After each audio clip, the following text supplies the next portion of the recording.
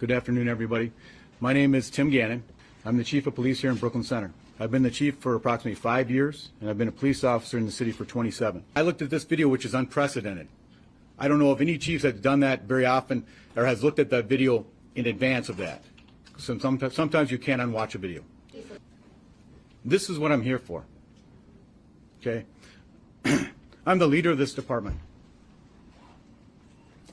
They expect me to lead. Create a safe city. That's what I'm trying to do. So that's it. I hope you're not crying too. Okay? And yeah, I'm emotional. The fallouts continue in the aftermath of Sunday's fatal police shooting of Daunte Wright. This is TYT Overruled. I'm Adrienne Lawrence. And at the press conference today, the mayor of Brooklyn Center, Minnesota, made two big announcements that really left some big questions on the table.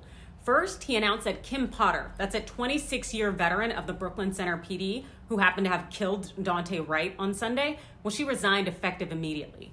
In her resignation letter, Potter wrote this: "I have loved every minute of being a police officer and serving this community to the best of my ability. But I believe it is in the best interest of the community, the department, and my fellow officers if I resign immediately."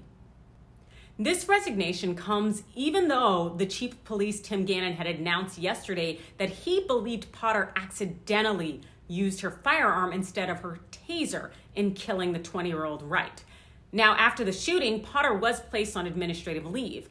But from my vantage point, let me just say I wouldn't be surprised if Potter kind of low-key negotiated some kind of immunity from criminal charges in exchange for her resignation. I'm not necessarily saying that that actually happened, but what I'm saying is I wouldn't be shocked if it did. The city of Brooklyn Center is in absolute turmoil right now with the state National Guard out, the protesters in full effect. Some 40 people were reportedly arrested last night alone because they're protesting Potter's shooting of Wright, that young unarmed black man.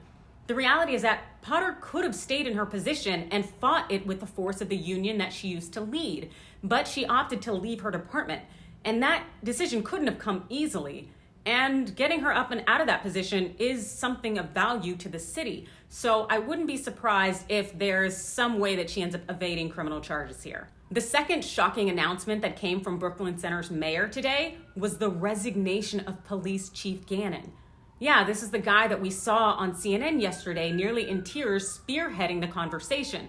Well, he resigned, suddenly by letter. We don't necessarily know why, but we also know that his replacement doesn't really know why, indicating that it was somewhat of a chaotic and shocking revelation. But we do know that the Blue Lives Matter flag that was flying outside of a city building that I believe was the police station there in Brooklyn Center is now gone. And the mayor made note of this during the press conference today.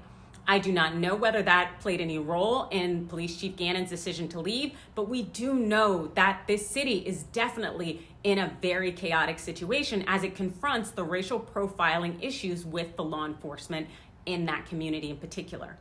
And we're going to have to really see how this unfolds. In the meantime, the question becomes what kind of investigations are going to be done of this situation. Will Potter be charged? Also, is there a significant civil rights problem going on in this community? We don't know quite yet, but we do know that Brooklyn Center is definitely being watched. It is on the map, and people are using your voices to push for change. Thanks for watching, and we'll definitely bring you more.